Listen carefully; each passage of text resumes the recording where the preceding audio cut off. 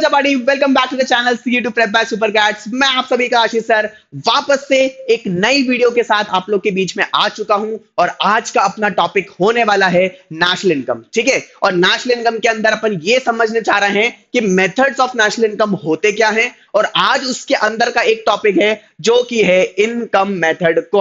और income method को अपन in and out इतने अच्छे तरीके से समझेंगे, बहुत कॉम्प्रिहेंसिव लेवल पे अपन सारी चीजों को उसको कवर अप करेंगे ताकि आप लोग का अच्छा खासा रिवीजन हो जाए। और इस मेथड में अगर ये एग्जामिनेशन में आया तो मेरे बच्चे एटलीस्ट पूरे मार्क्स लेकर आएंगे, इतनी गारंटी मेरी। ठीक है, so without wasting any time let's get started. अब देखो, ultimately 3 methods for calculating national income होता है। नेशनल इनकम अपना शॉर्ट फॉर्म क्या है? NNP@FC। ठीक है, तो नेशनल इनकम की बात चल रही है। पहला मेथड कौन सा होता है? वैल्यू एडेड मेथड है। दूसरा इनकम मेथड है। तीसरा एक्सपेंडिचर मेथड है। तो अपन इस वीडियो के अंदर किस वीडियो को मेथड को टारगेट करने वाले? Ultimately that is your income method. ठीक है, सो लेट्स स्टार्ट। अब देखो, टॉपिक्स क्या क्या पढ़ने हैं वाइल कैलकुलेटिंग इनकम मेथड होता है। जब अपन इनकम मेथड को समझते हैं तो अपन को किन किन टॉपिक्स का ध्यान रखना है। First is your what is income method. ठीक है, नेक्स्ट होने वाला है कंपोनेंट्स ऑफ इनकम मेथड होते क्या क्या है, कौन कौन से कंपोनेंट्स हैं, उसको अपन एक्सप्लेनेशन इसलिए लिखा मैंने ताकि अपन को डीप डाइव हो जाए थोड़ा सा, और ढंग से ये वीडियो अपन कंपाइल करके समझेंगे ताकि आपको क्लैरिटी आए। ठीक है, and then last is precautions under income method. देखो, इनकम मेथड के अंदर भी प्रिकॉशंस, देखो प्रिकॉशंस जो होते हैं ना, वो ये चीज टेक केयर करने के लिए है कि भाई क्या क्या चीजों को इंक्लूड करना है व्हाइल कैलकुलेटिंग नेशनल इनकम और किस किस चीजों को एक्सक्लूड करना है। ठीक है, नेक्स्ट देखते हैं। या अब देखो, इनकम मेथड को अपन बहुत ढंग से आराम से समझेंगे, एक एक करके पॉइंट को मैं पढ़ता जाऊंगा ताकि आप लोग को विद प्रॉपर अंडरस्टैंडिंग हो और क्लैरिटी आती जाए। ठीक है, पहला बोल रहा है under this method income received by all the residents of a country for their productive services। अब देखो, अल्टीमेटली वो एक्चुअली ये कहना चाह रहा है इसके अंदर कि आपने इनकम रिसीव करी। अब कौन इनकम रिसीव करने की बात कर रहा है? मान लो मैं एक जगह पर एज अ एम्प्लॉय हूं, वहां पर मैं काम कर रहा हूं, तो मेरी इनकम रिसीवेबल की बात चल रही है। ठीक है, अब एक और चीज, इनकम रिसीवेबल की बात चल रही है, क्या मैं all resident of a country के आ रहा हूं? क्या मैं इंडियन हूं? ऑब्वियसली मैं इंडियन अपना पर्सपेक्टिव लेके चल रहा हूं और मैं रेसिडेंट ऑफ अ कंट्री हूं, तो उस चीज की बात चल रही है। आउटसाइडर्स की बात बिल्कुल भी नहीं चल रही है।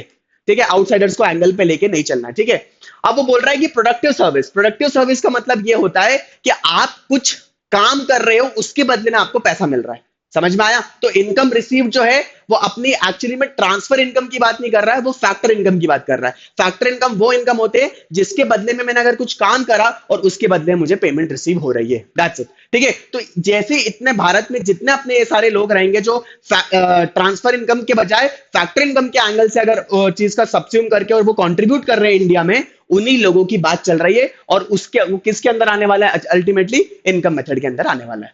ठीक है, सेकेंड पॉइंट देखो, all income which are earned by residents through factor services like rent, wages, interest, profits are summed up to calculate the national income। अब देखो क्या बोल रहा है अल्टीमेटली, मैं आपको एक एक करके समझाता हूं। इनकम विच आर अर्नड, तो इनकम तो रिसीव होगी, ऑब्वियस सी बात है। किसके द्वारा हो रही है? Factor services. अरे फैक्टर सर्विसेज क्या थी? फैक्टर सर्विसेज वो सर्विसेज होती है जो किनको एक्चुअली देना है अपन को? फैक्टर्स ऑफ प्रोडक्शन को पेमेंट करना रहता है। फैक्टर्स ऑफ प्रोडक्शन क्या है आपका? Land, labour, capital and enterprise. ठीक है, तो इन लोगों को अपन को जो पेमेंट करनी है वो किस रूप से होगी? वो होगी फैक्टर सर्विसेज के रूप से। फैक्टर सर्विसेज क्या है? रेंट। मुझे एक चीज बताओ, लैंड को क्या रिसीव करना है? रेंट रिसीव करना है, करेक्ट। दूसरा बोल रहा है लेबर, लेबर को क्या रिसीव करना है? वेजेस। देख लो वेजेस लिखा हुआ है। ठीक है, तीसरा कैपिटल को अपन को क्या करना पड़ेगा? किस चीज के लिए क्या देना होगा? इसको अपन को देना पड़ेगा इंटरेस्ट। और लास्ट में एंटरप्राइज क्या कमाना चाहता है? That is your profit. तो ये उस चीज की बात हो गई। इन सब का जब समेशन आप कर लोगे तो एक्चुअली आप नेशनल इनकम तक पहुंच जाओगे, और नेशनल इनकम का ये एंगल अपना होने वाला है। ये पॉइंट क्लियर है? नेक्स्ट देखो, this method is also known as distributive method और फैक्टर पेमेंट मेथड भी इसको कहा जाता है। अब डिस्ट्रीब्यूटिव मेथड क्यों कहा जाता है मैं आपको बताता हूं। डिस्ट्रीब्यूटिव मेथड इसलिए कहा जाता है क्योंकि अपने जो फर्म्स फैक्टर जो गुड्स एंड सर्विसेज प्रोड्यूस करते हैं ना, फैक्टर सर्विसेज के बाद, फैक्टर्स ऑफ प्रोडक्शन की मदद लेने के बाद, तो उसको डिस्ट्रीब्यूट कहां पर होगा? मार्केट में। और कंज्यूम कौन करेगा? अल्टीमेटली कंज्यूमर करने वाला है। तो जो डिस्ट्रीब्यूट करने का जो एंगल आया, that is known as distributive method, क्योंकि उसके बदले में जब तक मैं उसे सेल नहीं करूंगा तो मैं कुछ रिसीव नहीं करने वाला। क्या रिसीव करना है? मुझे पैसा रिसीव करना है। पैसा रिसीव हो जाएगा और मैं उसकी पेमेंट कर दूंगा तो किसके अंदर आ जाएगा? इनकम मेथड के अंदर आ जाएगा। आप समझ में आया? नेक्स्ट बोल रहा है factor payment method. Factor payment मतलब मेथड मतलब ये बोल रहा चाह रहा है वो कि भाई फैक्टर इनकम, फैक्टर इनकम मैंने क्या बताया था? बायलैटरल, मतलब मैं कुछ काम करने के बदले में मुझे कुछ मिल रहा है, करेक्ट? तो वो काम करने के बदले में जब मुझे पेमेंट रिसीव होगी तो वो हो जाएगा factor payment method. That's it. आप समझ में आया? नेक्स्ट देखो, in short income method is termed as NDPFC और डोमेस्टिक इनकम। तो इसका मतलब ये बोल रहा है एनडीपीएफसी का फुल फॉर्म क्या है? Net domestic product at factor cost. अब ध्यान सुनना, नेट डोमेस्टिक बोल रहा है, डोमेस्टिक तो क्या इसमें नेशनल की बात मतलब आउटसाइडर्स की बात हो रही है? नहीं, डोमेस्टिक मतलब अपने all the residents of the country, country के रेसिडेंट जो भी होगी उन्हीं की बात चल रही है इसलिए। और प्रोडक्ट एट फैक्टर कॉस्ट मतलब फैक्टर कॉस्ट के बेसिस पे अपन को निकालना है। नेक्स्ट बोल रहा है डोमेस्टिक इनकम। इसी को अपन अपना जो कौन सा इनकम मेथड है इसी को अपन और क्या बोला जाता है? डोमेस्टिक इनकम भी बोला जाता है। समझ में आया? तो अगर एग्जाम में सिर्फ एनडीपीएफसी लिखा आ गया, डोमेस्टिक इनकम लिखा आ गया या इनकम मेथड लिखा आ गया तो समझ जाना इनडायरेक्टली बात किसकी हो रही है? इनकम मेथड की बात हो रही है। अब फंडा क्लियर है? नेक्स्ट देखो, नेक्स्ट बोल रहा है डोमेस्टिक इनकम ऑब्लिक एनडीपीएफसी। इसका एक्चुअली फॉर्मूला क्या है? वो है COE plus operating surplus plus mixed income. अब समझ में आया? अब सीओई कुछ है, नेक्स्ट स्लाइड में देखेंगे, ऑपरेटिंग सरप्लस भी कुछ है, सब बताऊंगा, और मिक्स्ड इनकम भी कुछ होगा, अपन उसको समझेंगे। पर फॉर्मूला क्या बना आपका? इन डोमेस्टिक इनकम के साथ क्या उसी को अपन एनडीपीएफसी कहा जाएगा, और उसका फॉर्मूला क्या है? COE plus operating surplus plus mixed income. इसको जब अपन कंप्राइज करेंगे तब जाके अपना एनडीपीएफसी कैलकुलेट होगा। अब ध्यान से, एनडीपीएफसी जब कैलकुलेट हो जाएगा तो क्या ये अपना नेशनल इनकम है क्या? नहीं दादा, ये नेशनल इनकम नहीं है। इससे अपन को पहुंचना पड़ेगा नेशनल इनकम पे, एनएनपीएफसी। तो यहां से ये डी और ये एन में चेंजेस है कुछ, उसे अपन क्या बोलेंगे? एनएफआई का चेंज बोलते हैं। एनएफआई का चेंज भी अपन नेक्स्ट वीडियोस में कवर अप कर लेंगे। तो ये जो चेंज आया अल्टीमेटली अपन किसके बारे में पढ़ रहे हैं? एनडीपीएफसी के बारे में पढ़ रहे हैं। वहां से अपन को कहां जंप होना है? एनएनपीएफसी पे जंप होना है। और एनएनपीएफसी क्या आपका? नेशनल इनकम है। क्लैरिटी मिली? बस ये सारा पॉइंट्स जो है इसका समरी था किस चीज का? इनकम मेथड का। पढ़ना क्लियर है? नेक्स्ट देखो ना। अब गाइस देखो, बहुत बढ़िया सा मैंने एक चार्ट बना के रखा है आप लोग के बीच में, ठीक है? Components of income method. Now this is something very crucial. अगर ये फ्लो चार्ट अगर आपको समझ में आ गया ना, मैं कह रहा हूं ये मेथड बहुत इजी है, उसके अलावा कुछ भी नहीं होगा। मैं बताता हूं कैसे, ध्यान से देखो। अब इनकम मेथड लिखा है कंपोनेंट्स ऑफ इनकम मेथड, तो मैं क्या इधर ये लिख सकता हूं? एनडीपीएफसी, और इसको मैं डोमेस्टिक इनकम भी बोल सकता हूं, करेक्ट? समझ में आया? अब उसके कंपोनेंट्स में मैंने 3 फॉर्मूला उधर बताए थे। पहला लिखा हुआ है सीओई, ध्यान से देखो, करेक्ट? दूसरा क्या लिखा हुआ है? ऑपरेटिंग सरप्लस, ठीक है? तीसरा क्या लिखा हुआ है? Mixed income. अपन इसको सबको समझेंगे। अगर मैं इन सबका समेशन कर दूं तो मैं कहां पहुंच जाऊंगा? एनडीपीएफसी तक पहुंच जाऊंगा। समझ में आ गया? नेक्स्ट देखो, ऑपरेटिंग सरप्लस के 4 हिस्से बताए मैंने। एक आता है रेंट, एक आता है रॉयल्टी, एक आता है इंटरेस्ट, और एक आता है प्रॉफिट। फंडा क्लियर हुआ? तो इन सारों को जब मैं सब्स्यूम कर दूंगा, वापस से इनका मैं एडिशन समेशन कर दूंगा, तब मैं पहुंचूंगा कहां पर? मैं ऑपरेटिंग सरप्लस तक पहुंचूंगा। समझ में आया? तो इन सबका समेशन करके मैं कहां पहुंच रहा हूं? ऑपरेटिंग सरप्लस तक। और एक और चीज, profit is further bifurcated into 3 parts. कैसे? उसके 3 पार्ट क्या है? पहला है कॉर्पोरेट टैक्स, दूसरा है डिविडेंड, और लास्ट में आता है अपना रिटेन्ड अर्निंग्स। सब समझेंगे आराम से और क्लैरिटी आएगी। और इस फ्लो चार्ट को एक बार खत्म करा, अपना पूरा टॉपिक खत्म हो जाएगा आपका इनकम मेथड का। फंडा क्लियर है? ठीक है, अपन एक एक करके समझते हैं। अब ध्यान से देखो, ये बोल रहा है कंपनसेशन ऑफ एम्प्लॉई, ठीक है? होता क्या है, एक बार रीड करता हूं, मैं तो अच्छे से एग्जांपल समझाऊंगा। It refers to the sum of total of remuneration paid to the employee by the employer for rendering productive service in form of cash, kind, social security and contribution. इतना ध्यान मत लगाओ, मैं बताता हूं। मान लो मैं एक कंपनी खोली, मैंने अपनी कंपनी खोली XYZ कंपनी। अब XYZ कंपनी जब मैं खोल रहा हूं तो मैं कौन हूं? मैंने अगर कंपनी खोली तो मैं एम्प्लॉयर बन गया। तो एम्प्लॉयर अगर मैं हूं और अगर मेरे अंडर में 10 लोग, 15, 20 लोग, 50 लोग जब काम करेंगे तो वो एम्प्लॉय कहलाएंगे, करेक्ट? अब जब मैं उनको अपनी, वो लोग मेरे यहां पर आके काम कर रहे हैं, तो काम करने के बदले में उनको क्या करने वाला हूं? पेमेंट करने वाला हूं, करेक्ट? तो उस पेमेंट को, उनके काम के बदले में जब मैं पेमेंट दे रहा हूं, तो उसे अपन बोलते हैं कंपनसेशन ऑफ एम्प्लॉइज। इतना समझ में आया? अब वो क्या होता है ना, वो काम के बदले में जब मैं पेमेंट दे रहा हूं, उसके तीन प्रकार हो जाएंगे। तीन प्रकार कौन कौन से? पहला होगा COE, compensation of employees in cash. दूसरा होगा सीओई इन काइंड। तीसरा होगा सोशल सिक्योरिटी स्कीम। अब ध्यान से देखो, वही चीज लिखी है, payment and benefits which are employ receive directly और indirectly from the employer. Employer कौन था? मैं। ठीक है, मैंने XYZ कंपनी खोली थी और मेरे नीचे लोग काम कर रहे थे। Consist three elements, COE in cash, COE in kind and COE in social security contribution. अब समझ में आए एग्जाम्पल से? अब अपन इसको नेक्स्ट में समझे थे कि इन कैश, इन काइंड और ये सिक्योरिटी स्कीम का होता क्या है। देखो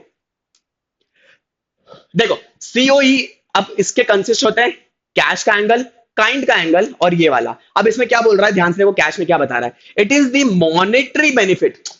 मॉनेटरी बेनिफिट मतलब क्या हुआ? पैसों सा लेन देन। भाई अगर मेरे बंदे, मेरे यहाँ पर जो एम्प्लॉय काम कर रहे हैं, मैं उनको अगर सैलरी दे रहा हूं महीने की, वेजेस दे रहा हूं, मैं कमीशन दे रहा हूं, दैट इज इन कैश, वो मॉनेटरी टर्म्स में है, तो वो किसके अंदर आ जाएगा? सीओ इन कैश की बात कर रहा है। समझ में आ गया? दूसरा देखो, अब क्या हुआ, सीओ इन काइंड मतलब क्या हुआ, मान लो मेरा कोई 5-6 एम्प्लॉय थे जो बहुत दूर रहते थे, ठीक है, अपने अपने जो कंपनी की लोकेशन से बहुत दूर रहते थे, तो उनने मुझसे बोला कि सर ये बहुत दूर आता है, हम लोग इसलिए लेट आते हैं और इस चक्कर में हम पंचन लेट कर रहे हैं। तो मैंने बोला चलो ठीक है, मैं आप लोगों को कैब फैसिलिटी प्रोवाइड कर देता हूं। तो क्या मैंने इसमें पैसों की बात करी उनसे? नहीं। तो मैंने उनको एक फैसिलिटी दिया, एक कंपनसेशन के रूप में मैंने उनको बोला कि भाई ये कैश में था क्या? नहीं, आपको मेरी कंपनी की कार आएगी, पिक करेगी और यहां पर आके ड्रॉप कर देगी। समझ में आया? तो ड्रॉप इन फैसिलिटी समझ में आई, और ड्रॉप आउट जाके इन एंड आउट वो आपको ड्रॉप कर देगा। तो अल्टीमेटली क्या कैश की बात हुई इसमें? नहीं, अल्टीमेटली किसकी बात हो रही थी? काइंड की बात हो रही थी। तो वो कंपनसेशन दिया मैंने अपने एम्प्लॉय को, किसके रूप में? काइंड के रूप में। ध्यान से देखो, it is known as the non monetary benefit like RFA. RFA means rent free allowance, आपके रेंट फ्री अलाउंस देते हैं company, free cab facility and free medical etcetera. तो ये सारे जो बेनिफिट्स एम्प्लॉय को जो मिल रहा है, अल्टीमेटली किससे? एम्प्लॉयर से। मैं एम्प्लॉयर था, मैंने कंपनी खोली थी, तो मैं अपने लोगों को, जो अपने एम्प्लॉय को जो बेनिफिट दूंगा, जो कैश में नहीं होगा, वो काइंड कहलाएगा। एग्जाम्पल समझ में आ गया था? नेक्स्ट देखो, नेक्स्ट होता है COE for social security contribution. It includes contribution made by the employer. Employer बोल रहा हूं, ध्यान देना, social security for the employee like PF. ध्यान से, पीएफ का जो कंट्रीब्यूशन होता है ना, वो हमेशा एम्प्लॉयर का भी होता है, एम्प्लॉई का भी होता है। ठीक है, वाइल कैलकुलेटिंग सीओई, मैं क्या बोल रहा हूं, वाइल कैलकुलेटिंग सीओई, आप एम्प्लॉयर का कंट्रीब्यूशन, ध्यान से, जो कंपनी है XYZ कंपनी जो अपन लेके चल रहे हैं, ठीक है, XYZ कंपनी जो है, वो उसका जो कंट्रीब्यूशन होगा, फॉर एग्जांपल उन्होंने 10,000 का कंट्रीब्यूशन किया, और 10,000 का कंट्रीब्यूशन किसने किया? एम्प्लॉय ने भी किया। ठीक है, आकाश करके कोई एम्प्लॉय होगा, तो उसने मेरा यहाँ पर वो चीज क्या बोलते हैं, एज अ एम्प्लॉय मेरा काम कर रहा था। तो जो 10,000 रुपीज का जो एंगल था, है ना, एम्प्लॉय का, उसको नहीं लेके मुझे किसको लेना है? एम्प्लॉयर का लेना है। ठीक है, अल्टीमेटली तो ये कंट्रीब्यूशन इसके अंदर कैलकुलेट होगा और सीओई का पार्ट बनेगा। फंडा क्लियर हुआ? नेक्स्ट देखो, next is like operating surplus. ठीक है, अब ऑपरेटिंग सरप्लस से क्या होता है? पहला क्या पार्ट था अपना एनडीपीएफसी कैलकुलेट करने का? सीओई। सीओई के 3 पार्ट थे, COE in cash, COE in kind and COE in social security. ये तीनों अपन ने कवर अप कर लिए। अब अपन किस में आ गए? Operating surplus. इसके कितने पार्ट्स हैं? Rent, royalty, interest, profit. ठीक है, and profit further gets divided into 3 parts, corporate tax, dividend and retained earnings. समझ में आया? तो ये एंगल को भी अपन को कवर अप करके चलना है। देखो, अब देखो नेक्स्ट क्या बोल रहा है ऑपरेटिंग सरप्लस का? पहला पहला क्या बोल रहा है? रेंट। रेंट बहुत सिंपल है, मान लो मैं एक एज अ कंपनी कहीं पर काम कर रहा हूं, तो मैं एक किराया दे रहा हूं, मेरे लैंड एंड बिल्डिंग का मैं किराया भरूंगा, करेक्ट?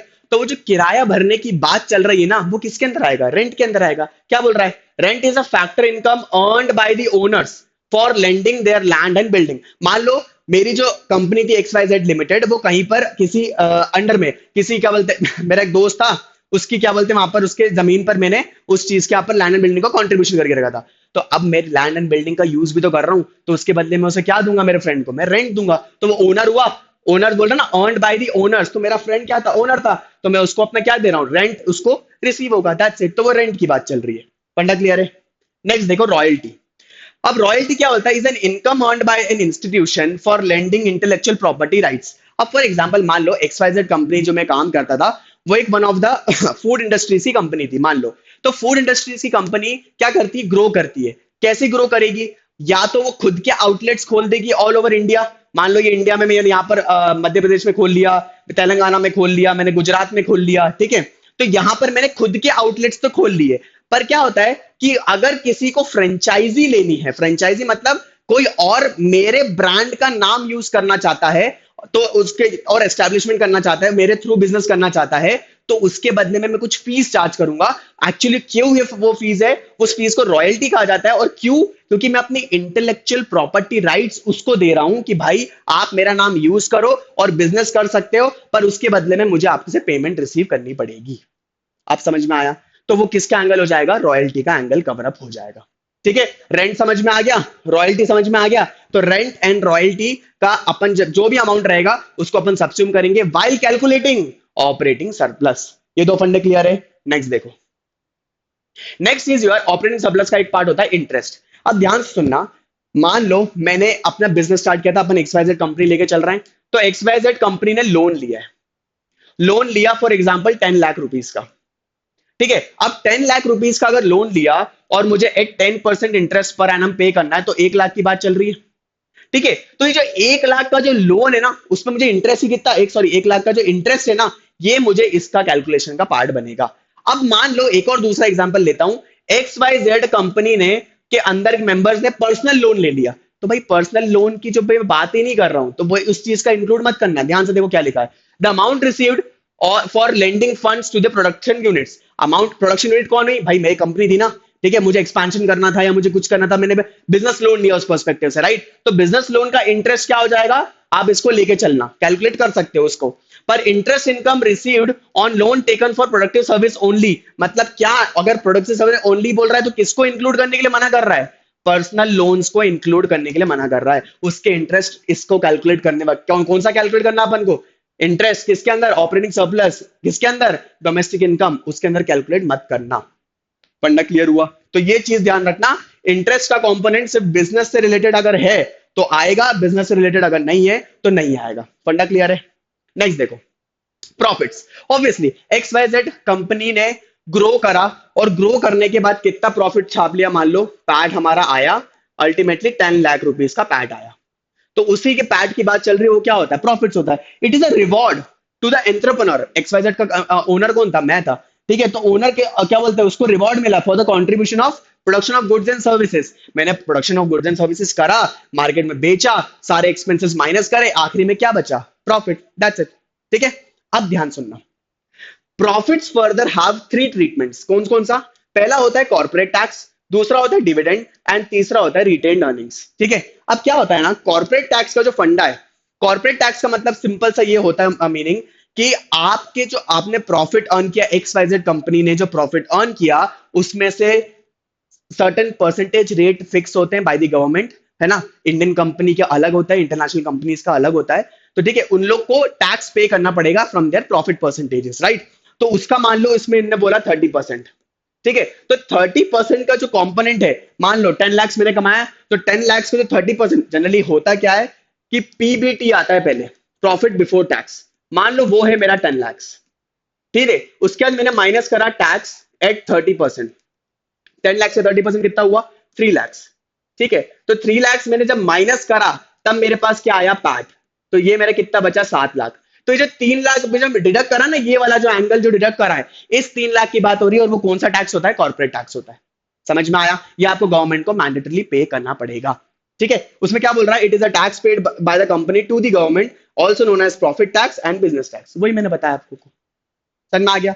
नेक्स्ट देखो, अब क्या हुआ, इसी का एग्जांपल लेते हैं अपन। 7 लाख जो अपने पास बचे थे पैट, अब उसके कंपनी के हमेशा पता है 7 लाख का जो बचेगा ना, उसमें कंपनी के पास हमेशा, मैं आपको बताता हूं क्या होगा। ध्यान से देखो, जो पैट 7 लाख बचा, उसमें से कंपनी के पास हमेशा 2 डिसीजन होंगे। पहला होगा रिटेंशन रेशो, दूसरा होगा डिविडेंड पे आउट रेशो, पे आउट रेशो। ठीक है, अभी क्या होता है मैं आप लोग को बताता हूं। 7 लाख पे कंपनी का ये एंगल होता है कि जो मेरे पास 7 लाख बचे, या तो मैं 100% उसका उठा के डिविडेंड बांट दूं, ठीक है, या तो 7 लाख को रिटेन कर लूं और उसको मुझे फर्दर एक्सपेंशन के लिए मदद चाहिए रहेगा उस एंगल से, ठीक है। तो वो इसी की बात कर रहा है। अगर रिटेन किया तो मतलब क्या डिविडेंड बांटा? नहीं बांटा, ऑब्वियसली बात है। तो वो किसके अंदर आ जाएगा? रिटेन्ड अर्निंग्स के अंदर आ जाएगा, ठीक है। और डिविडेंड पे आउट रेशियो मतलब नाम से समझ में आ रहा है कि डिविडेंड बांटा होगा, तो वो किसके अंदर हो जाएगा? डिविडेंड। मतलब 7 लाख में से जो डिविडेंड कंपोनेंट कितना है और रिटेन कितना किया, बस उसी की बात चल रही है, ध्यान से देखो। The PAT which got distributed, अगर डिस्ट्रीब्यूट कर दिया तो obviously dividend payout ratio हो गया, डिविडेंड बांट दिया उन्होंने, ठीक है। To the shareholder known as dividend and distributed profits, ठीक है। दूसरा नाम इसका ये। और अगर रिटेन कर लिया मतलब कंपनी ने खुद बोला अभी तो नहीं दे पाएंगे आप लोग को, क्या बोलते हैं, डिविडेंड, अभी हम एक्सपेंशन वाले मोड पर है तो हम लोग को नहीं दे पाएंगे डिविडेंड, तो कौन सा हो जाएगा? रिटेन कर लेगा, मतलब 7 लाख री इन्वेस्ट कर लेगा, तो वो किसके अंदर आ जाएगा? रिटेन अर्निंग के अंदर। ध्यान से देखो, the PAT which is undistributed the shareholders known as retain earnings and undistributed profits, that's it, simple. तो फंडा क्लियर हो गया। तो मतलब जनरली इसका मोटा माटी में बताऊं, जो कंपनी ग्रो कर रही है ना, जो अभी अपने इनिशियल फेज ऑफ ग्रोथ में है, नई कंपनीज जो होती है वो जनरली डिविडेंड नहीं बांटती है, ठीक है। तो वो चाहती है कि हमें री इन्वेस्टमेंट, हम लोग को पैसों की जरूरत पड़ेगी तो हम लोग जनरली क्या करते हैं? डिविडेंड नहीं बांटेंगे, ठीक है। तो वो रिटेन अर्निंग्स कर लेती है। और जो कंपनी जनरली मेच्योर हो चुकी है, फॉर एग्जाम्पल टाटा, रिलायंस, ठीक है, टीसीएस और ये सब जो होती है ना एंगल्स, जो कंपनीज होती है, इन्फोसिस एंड ऑल, तो ये सब मेच्योर हो चुकी है, बहुत अच्छा इनने पैसा कमा लिया है, अपने बहुत सारे आउटलेट्स बना लिए इंडिया में, ठीक है, यूनिट्स है इन लोग के। तो वो जनरली क्या बांटती है? वो अपना डिविडेंड बांटती हैं ताकि उनके शेयर होल्डर्स को बेनिफिट मिले। अब फंडा क्लियर है। So this way are operating surplus का भी कंपोनेंट खत्म होता है। क्या क्या था? रेंट, इंटरेस्ट और क्या था? Royalty and next was your profit. Profit के 3 पार्ट थे, corporate tax, dividend and retained earnings. फंडा क्लियर है। नेक्स्ट देखो, next is your mixed income. अब मिक्स्ड इनकम क्या होता है ना, मैं आप लोगों को बताता हूं। Income generated by the own account for workers like farmers, bakers etcetera, unincorporated incomes like retail traders, small shopkeepers. क्या होता है ना, there are many people in India जो कि ऑथराइज नहीं है, ठीक है ना, इनकॉर्पोरेटेड है by companies act 2013 and all. तो उसके अलावा वो लोग कुछ स्मॉल बिजनेस घर से कर लेते हैं, ठीक है, थोड़ा बहुत इनकम 20,000 30,000 इनकम जनरेट कर लेते हैं, ठीक है। बेकर्स होते हैं, देयर आर मेनी बेकर्स, आजकल बहुत सारे पेजेस बनने लगे इंस्टाग्राम में, आप लोग ने देखा ही होगा, ठीक है। तो वो लोग का क्या रहता है ना कि उन लोग की जो इनकम है वो जनरली काउंट हो नहीं पाती, ठीक है, क्योंकि उस पर टैक्स डिडक्शन कुछ होता नहीं है, करेक्ट और नॉट। तो अगर उसका भी इनकॉर्पोरेशन करते हैं अपन, तो वो किसके अंदर आएगा? वो मिक्स्ड इनकम का पार्ट बनेगा। समझ में आया? तो अल्टीमेटली आपका इन शॉर्ट में अगर फॉर्मूला बताऊं तो अपन पूरा समझ चुके हैं। NDP at F C comprise of COE plus आपका operating surplus plus mixed income. तो सीओई के 3 पार्ट थे, वो अपन ने बता दिया था, कैश में, काइंड में और सोशल सिक्योरिटी स्कीम का। इसके अपने कितने पार्ट थे? इसके थे अपना रेंट एंड रॉयल्टी, आपका इंटरेस्ट, आपका प्रॉफिट्स एंड एक्सेट्रा। प्रॉफिट के कितने पार्ट थे? 3 कौन से पार्ट थे अपने? कॉर्पोरेट टैक्स, और दूसरा अपना कौन सा था? Retained earnings and dividend. तो दिस वे ये जो फ्लो चार्ट था ये अपना खत्म हुआ। बहुत कॉम्प्रिहेंसिव लेवल पे अपन ने सारी चीजों को समझ लिए। अगर कोई डाउट होता है तो प्लीज मुझे रिवर्ट करना, ठीक है। नेक्स्ट टॉपिक अपन देखते हैं, precautions under income method. Precautions मतलब अंडर इनकम मेथड मतलब सिंपल सा ये लॉजिक है कि किन चीजों का ध्यान रखना है व्हाइल कैलकुलेटिंग इनकम मेथड, किस चीज को इंक्लूड करेंगे, किस चीज को एक्सक्लूड करेंगे। समझ में आया? तो वो देखते हैं। पहला बोल रहा है ट्रांसफर इनकम। अभी बताया था, देखो गाइस, ट्रांसफर इनकम क्या होता है? ट्रांसफर इनकम वो इनकम होती है जो कि यूनिलैटरल होती है। मैंने कुछ प्रोडक्टिव काम किया नहीं, बस मुझे घर पे बैठे बैठे पैसे मिल गए, ठीक है। तो वो कौन सी इनकम होती है? ट्रांसफर इनकम होती है। वो होती है यूनिलैटरल पेमेंट्स। यूनिलैटरल इनकम होती है एक तरफा प्यार, एक तरफा टाइप का, समझ रहे हो ना? तो वो वाली चीज है। तो यूनिलैटरल लेवल पे अपन को वो चीज का ध्यान रखना पड़ेगा। और पेमेंट इनकम की बात हो रही है तो वो should not be included in the national income. समझ में आ गया? अगर यहां पर फैक्टर इनकम लिखा होता तो डेफिनेटली वो इंक्लूड होता, ठीक है। नेक्स्ट देखो, sale and purchase of second hand goods. Obviously second hand goods का इंक्लूड नहीं होगा क्योंकि उसकी रीसेल वैल्यू जनरली कम होती है और वो इतना कंट्रीब्यूशन होता नहीं है, क्योंकि गुड्स एंड सर्विसेज का फर्स्ट हैंड का बाइंग एंड सेलिंग अगर हो रहा है तो उसको कंट्रीब्यूट करेंगे नेशनल इनकम के, पर सेकंड हैंड गुड्स को अपन इंक्लूड नहीं करेंगे, ठीक है। नेक्स्ट बोल रहा है gains from lotteries, horse race, gamblings will not be included in the national income. ये देखो क्या होता है, ये अनसर्टेन प्रॉफिट्स है, ये सडन प्रॉफिट हुआ है, आपको सडन गेन हुआ है, तो इनका इंप्लीमेंटेशन अपना नेशनल इनकम पे इंक्लूड नहीं किया जाएगा, ठीक है। नेक्स्ट बोल रहा है sale and purchase of shares and debentures. Obviously share market के आपके कोई पास शेयर रखा हुआ 10,000 10,000 या 1,000 शेयर्स होंगे आपके पास मान लो, पर उस एकदम से स्काई रॉकेटिंग में बढ़े भी, तो आपको मान लो 1 लाख रुपए का प्रॉफिट हो गया और सडन अगले दिन नीचे भी गिर गया, तो यार ये फ्लक्चुएशंस जो है ना, ये फ्लक्चुएशंस बहुत अनसर्टेन होता है शेयर मार्केट का। इसलिए अपन जनरली उसका sale and purchase of shares and debentures का इनकम जो भी होता है ना, अपन उसको नेशनल इनकम में इंक्लूड नहीं करते, ठीक है। और उसमें देखा जाए तो वो फाइनेंशियल एसेट्स होते हैं और एक्चुअली में उसमें इनकम एंड आउटपुट का, के जो बोलते हैं ना, आउटपुट फ्लो नहीं है गुड्स एंड सर्विसेज का, इसलिए उसको इंक्लूड नहीं करेंगे, ठीक है। And the last is imputed service of produce. देखो इम्प्यूटेड सर्विस मतलब सीधे सी बात है, फॉर्म ने मेरी XYZ कंपनी थी, उसके अंदर प्रोड्यूस मैंने कितना किया था, मैन्युफैक्चर किया 10,000 यूनिट। अब मान लो 10,000 में से 200 यूनिट मैंने सेल्फ कंजम्पशन के लिए यूज कर लिया और बाकी 9,000 कितना हुआ, 800, 9,800 का जो मेरा यूनिट था वो मैंने मार्केट में सोल्ड कर दिया। पर ये जो 200 था ये मैंने कैप्टिव कंजम्पशन कर दिया, मतलब मैंने सेल्फ यूज के लिए ये ले लिया। तो मतलब अल्टीमेटली मैं 10,000 तो मैं क्या बोलूंगा कि इसका नेशनल इनकम में कंट्रीब्यूशन होगा। इनफैक्ट मैंने 200 अपने सेल्फ कंजम्पशन के लिया, तब भी वो चीज इंक्लूड नहीं, ऐसा इतना ये नहीं सोचना है कि इंप्यूटेड वैल्यूज को आप सीधा उस चीज को अपन इंक्लूड कर लेंगे। फंडा क्लियर हो गया। तो कैप्टिव कंजम्पशन वाले जो एंगल्स होते हैं, जो गुड्स एंड सर्विसेज होते हैं, जो कि खुद की यूज के लिए कंपनी कई बार यूज कर लेती है, उसका भी इंप्लीमेंटेशन होगा while calculating what, national income, ठीक है।